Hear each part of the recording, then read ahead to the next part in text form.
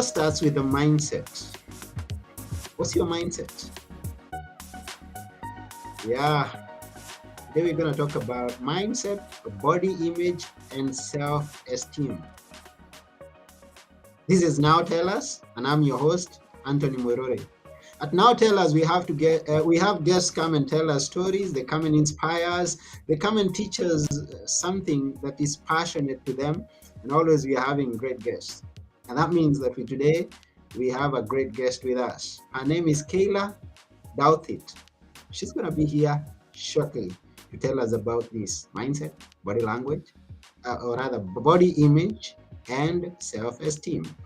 If you're eager to hear what she's going to tell us, just as I am, please come and join me as we go to meet her. Let's go.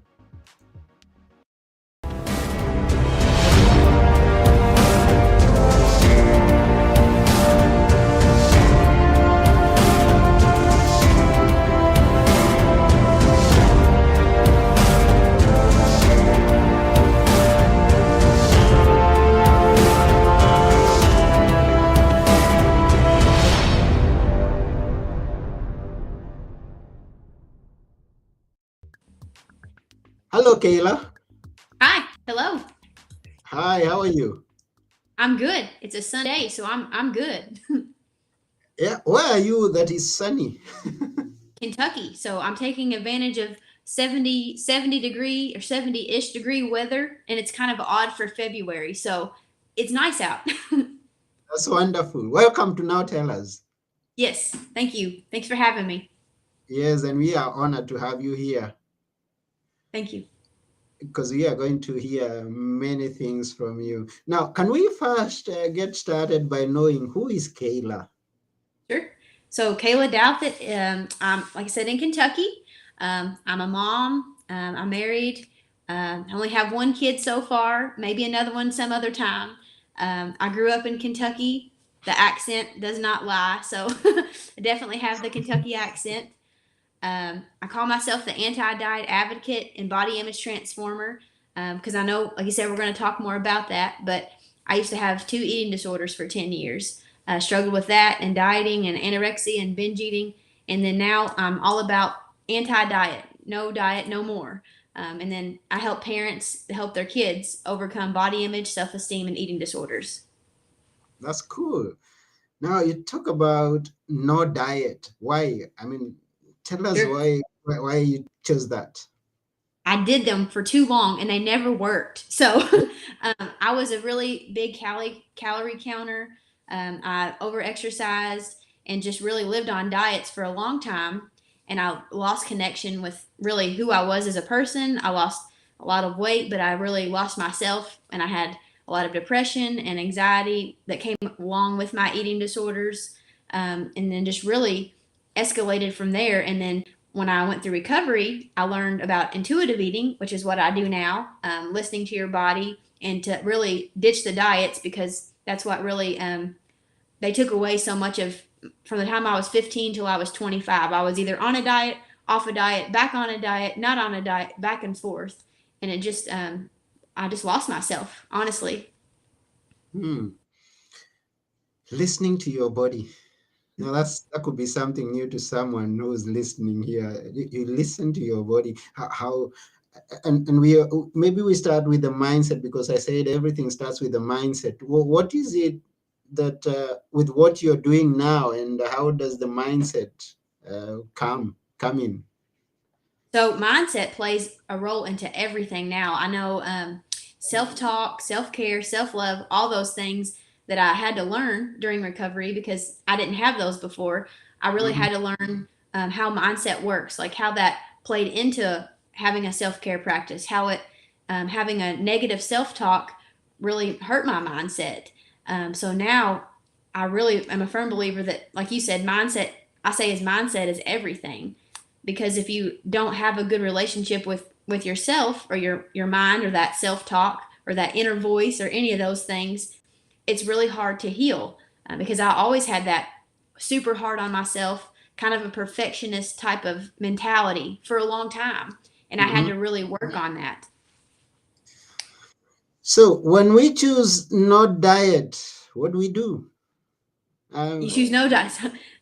So we just first no. off, you have to you Yeah. have to be willing to realize that it's not serving you any longer. So like if you Mm-hmm. were a dieter, um, like me, I was living by low carb or no carb or 500 calories a day sometimes, and I was playing sports, and I know that was totally not good. If you're totally exercising 2 and 3 times a day, you definitely need more than 500 calories. But I know that's what I was living by because I was strict to those numbers. And Mm-hmm. I say no diet now, just because our bodies actually can tell us what we need. It just takes a little while to start listening. If you've ever been on a diet, you lose that. You're Mm-hmm. always looking at that, the next meal at 3 o'clock, or the next snack, or the next salad, or those things that you think you should do when you're on a diet, and then when you get off of that, you really have to work on that mindset or that mentality to get away from those rules, the diet culture rules. Mm-hmm. And how do I hear my body?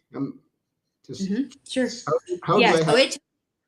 it took me a while. So I started recovery 8 years ago, and only within the last 5 or 6 years have I really been able to listen to my body. So that first 3 years or so, I was kind of unsure, didn't know how. I would have ice cream for dinner because I didn't know if that was allowed, and it was kind of all over the place at first.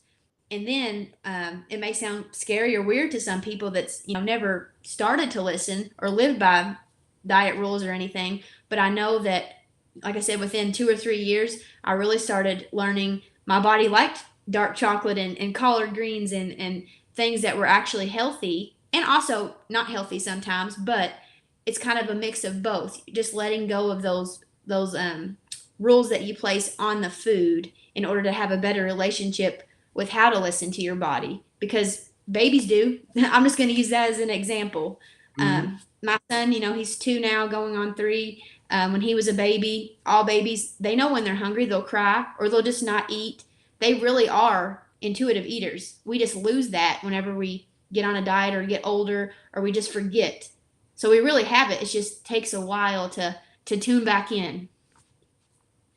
And how do you help someone who doesn't have a clue how to go about it?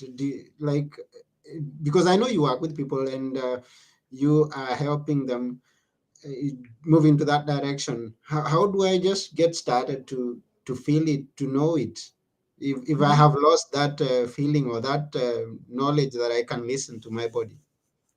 I think the first thing is just be willing to start, to be willing to say, okay, I don't know what I'm doing right now, but just have that belief that that it's possible, because I didn't think I could not look at the menu before I go out to dinner. I thought I would be, that girl that I can only have a salad or I can only have this, because I always used to do that. But really just telling that person or parent or kid or anyone that's kind of in that um, frame of how do I start? You just have to start. You have to start by be willing to take a step, even if you don't know how. You just have to try. But I don't have to throw away the skills, do I? You should because So, well, I so, say you so, should. so Yeah. how am I going to know how? I mean, if I'm going to just eat whatever comes to my view and I listen to my, how will I know when I have had enough or too much? So that took me a while too. So I'll always give the example to people, and all this may sound like what in the world at first, but that first several months, I didn't know if I liked it. I didn't know if I liked pizza or if I wanted a grilled chicken or if I wanted fish. I did not know. My house kind of looked like a buffet for a little while. I would eat a couple of different things because my triggers whenever I was going through anorexia were sugar and carbohydrates. And I know after working with a lot of people, they fear that because sugar and carbs and fat and those things they say are bad. But our body needs those just in certain amounts. But Mm-hmm. in the beginning, I had to learn to like throw away that scale because it kept me stuck. If I didn't see the number I wanted, or oh, I gained this amount of weight in a week or 2 weeks. Because when I was anorexic, I had to gain weight because I was severely underweight sometimes. I just had to learn to not hold on to that number. I had to know that my body was in that scale, did not need to control Kayla. It needed to be more than just, this amount of weight in order to make me really heal myself. And that took a lot of mindset, a lot of work, self talk, all that to actually push myself away from it because I was weighing myself multiple times a day, too many times. So how do we also balance the body image to have and why is it important? If I'm not going to use the scales, and I'm going, tell us how to go about that. Okay, so really, self love, that's like the first thing, and that's something I never had. I know I always was a people pleaser and I always looked outside but never inside to myself. And Mm-hmm. I know what self love or self care was because I always tried to take care of everyone else but not myself. So really, I feel like that's the first step is just being able to love yourself where you are. Maybe that's not where you want to be, or maybe that you don't see that as a possibility, but you just have to learn that first step of self love and acceptance of who you are, and then you take baby steps moving forward. Nothing ever happens with big steps; it has to start small. Mm-hmm. And with the people that you work with, and with the experience that you have, and your concern about what it is that you eat and how your body image looks like, do you think there is a standard out there, or there should be a standard out there, where we say this is the body size that you are supposed to have, this is the body size that is fit for ladies this age, or things of that nature, sizes, weight? Do I think that there is a standard, or you think that there Yeah, yeah. should Do be? you think there should be a standard, uh, I or mean, is there a standard that we say this is what you have to be, this is how you have to look? I think society puts a standard on it, but I don't think that there needs to be a certain type because Hmm. everyone is different. I have a talk that I call "Every Body is Beautiful," meaning that every body is different, but every body is beautiful. That's kind of the term I coin it, just because I think that everybody is beautiful in their own way. So maybe someone is smaller, or someone's a little different, but it's whatever, it's what makes us human. If we were all the same, it would be boring. So I believe that there doesn't need to be a certain size this or a size that, because yes, like I said, society tells us that it should be a certain way, but in reality, not everybody's like that, or if they are, um, and they're maybe it's not healthy. I don't think there needs to be a certain size reference. Hmm. Yeah. So no size reference, no, the image of my body is mine. Right. What I feel like eating, that I feel is healthy. By the way, when we are saying that, and I'm talking to those who are listening out there, when you say that you listen to your body, is not uh, just eat whatever your body can take. You also consider what is healthy for you. Even though you're not keeping the diet, you just can't go there taking everything that your body asks. As Kayla says, you want sugar, carbs in plenty. No, you have limits. You set limits. Hmm. Yep. There's a balance. Like, that's because whenever I was a binge eater, I would constantly binge on sugar and Hmm. the carbohydrates because I restricted so often. I craved them, and then when I would binge, I would just constantly have that. But then the next couple of days, I was sick to my stomach. I would be sweating. I would have horrible, be bloated because my stomach was like a yo-yo. So my Hmm. body was reacting to all that sugar and carbs because it never had it for like weeks, and then it got it all at one time. So there is a balance. So I don't really think intuitive eating isn't all cakes and cookies, but it's not always salad either. So it really is a mix of both. And we see you've got a lot of energy. Tell us how that comes to be. What do you eat on a daily basis? What do you what things do you do gives you that such Okay. energy? So every day is a little different. I feel like I always crave chocolate. That's just the fact. I don't know. I love chocolate, but I've had to kind of slow down on that because I have an ulcer and that kind of like irritates it. But I I do have chocolate, probably almost every day. Not so much as I did, but almost. Um, I really like a lot of things. I know I like a lot of avocados now. I like a lot of almonds. I'm a meat eater too, so I like meat. It just depends. Some days I really crave a lot of carbs, and some days I kind of eat with the seasons. If you really listen to your body, you crave what's in season. I've Oh, noticed that. In the okay. fall, there's like butternut squash and acorn squash, and in the summer, it's like cucumbers and tomatoes and those things. I've really noticed that in my body too. Okay, that's cool. Yeah, it's good that you take the avocados. They say that that's one of the healthiest things to Yeah, eat. Uh-huh. I put them in smoothies and other places, but I love smoothies. Oh, okay, I do too. Yeah, I love smoothies too. Chocolate. What chocolate do you take? Like 75 or 85. Like I Good. like really dark. Yes. Hmm. Yeah, dark chocolate. So, Hmm. to those who are listening to us or watching us, we are advocating for healthy eating, not just anything. Even though we say not diet, you go for healthy eating, stay fit, and stay energetic. And Yep. Yep. don't forget a smile like that one of Kayla. Beautiful smile. Thank you. Let's talk about self-esteem because it's one of the items in this show. Self-esteem. How was it when you were you kind of didn't like how you looked back then, and how did you come out of it? How did you get that self-esteem? Okay. Well, really, I didn't have it for a long time because I was always comparing myself to other people. In Okay. softball, I thought I needed to run better. I was a pitcher, so I thought I needed to pitch better. I needed to bat better.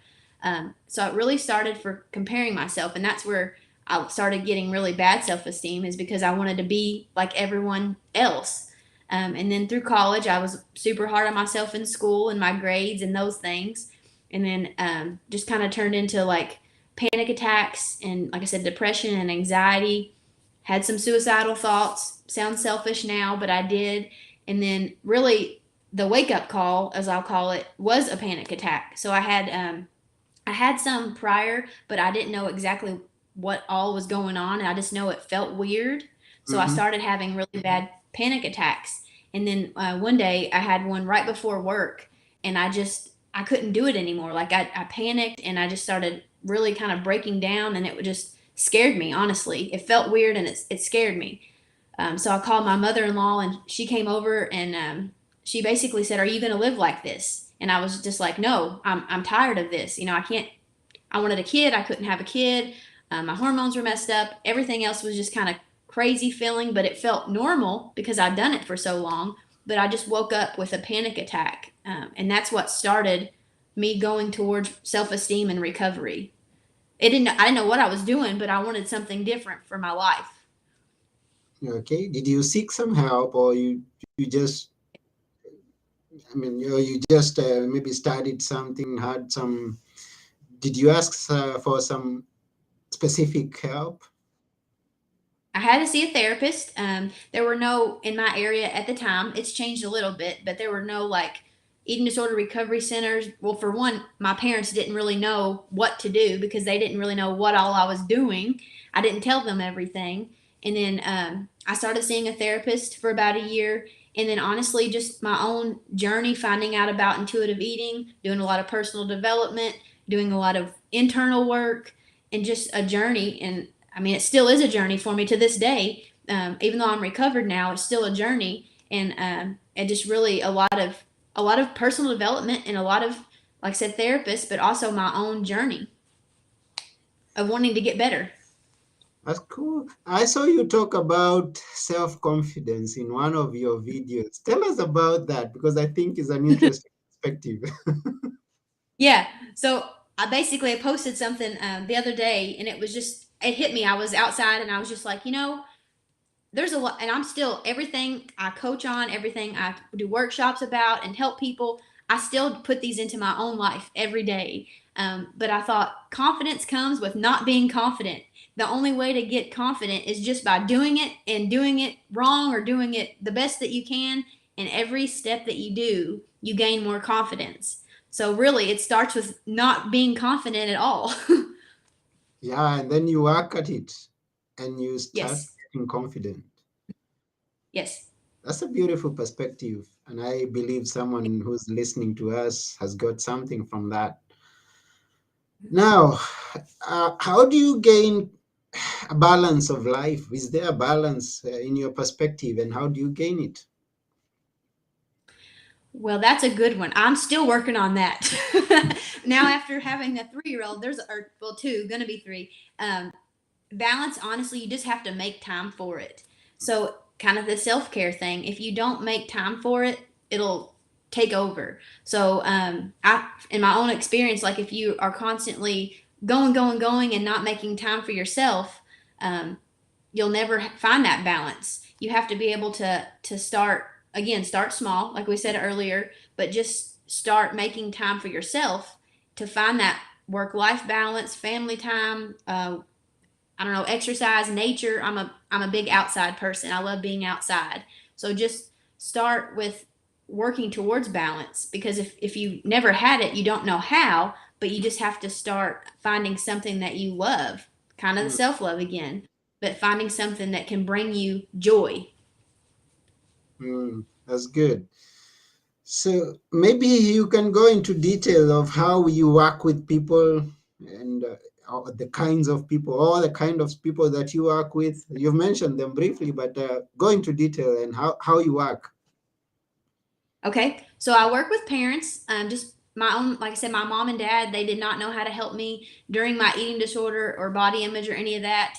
So I work with parents to help their kids. So the parents that have a child that are, going through body image or self-esteem or an eating disorder, I work with those. And then also individuals that are going through body image, self-esteem, and eating disorders. I coach them. I do some workshops. I do online coaching, virtual coaching, and then also in person. So kind of a mix, a little bit of everything, just really to raise awareness about body image, self-esteem, eating disorders, self-care, everything that older Kayla did not know about.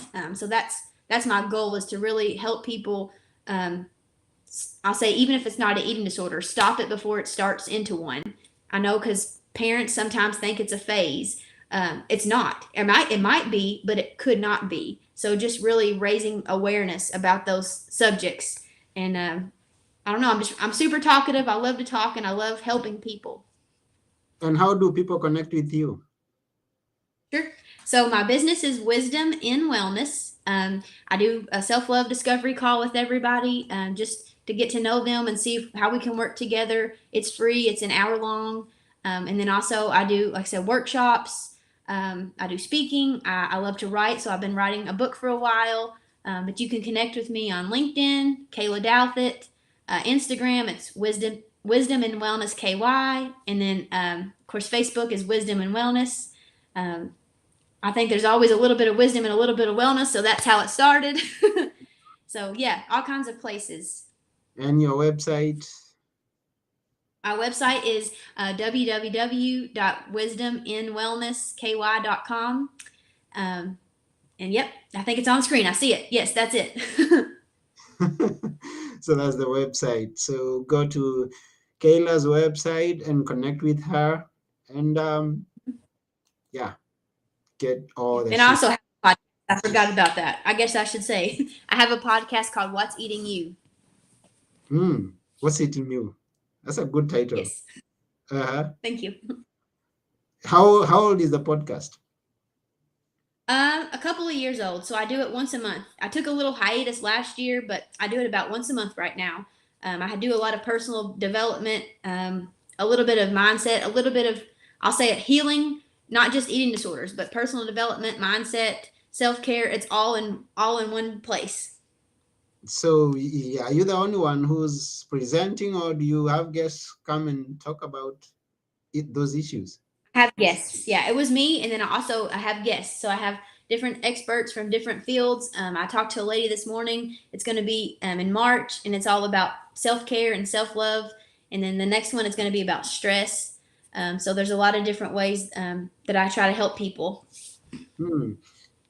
What's the best way to break a habit? Well, I read the book Atomic Habits. That was a good book. I don't know. That's a good book if you haven't read it about habits. Mm-hmm. But the best way to break a habit is repetition, I think. So it's going to seem hard at first. I'll say the chocolate habit for me. Like in order for me not to eat it every day, I probably got to eat it every other day, and then maybe every 2 days, and then but start by doing it every day or making it a practice in your life. So if it's Mm-hmm. a habit, maybe you don't be grateful. Like I'm a firm believer in gratitude. I love saying what I'm thankful for every day. So maybe you don't have that habit of writing down 5 things that you're grateful for, but every morning before you go to work or before you go to bed, write down 5 things. Even if they're the same things, write them down. And then it becomes a habit the more you do it. So bit by bit, day by day, Yeah. you break a habit. Yeah. Yep. Wow. Thank you very much, Kayla, for everything that you've shared with us on this episode. We Thank you. appreciate talking about mindset, body image, and self-esteem. Yep. And we are coming to the end of this episode. Those who are listening or watching, or even if you get to do so after we are through with this episode, thank you for taking your time to watch. And please send us feedback, ask questions. We can always answer them even later. And don't forget to go to Kayla's website, wisdom and wellnessky.com. Thank Yeah, you. you're welcome. Now, before you go, would you like to leave us with a few words that we should always remember? Which are they? The three what? Some few words A few words. Okay. that we should Um, always remember. so I'm a quote person. So one of my favorite quotes, I like a lot, but you were born an original, don't die a copy. I love that one. Wow, that's cool. So you were born an original, don't die a copy. You Mhm. just Yep. continue to be the original you in every aspect of your life. Hmm. Thank you for Yep. sharing that. And that's just about it. We are through with the episode. Thank you for being Thank our you. guest today. You're welcome. Yes, this has been Now Tell Us. I have been your host, Anthony Morore, and together with our guest today, Kayla Douthitt, we say bye for now.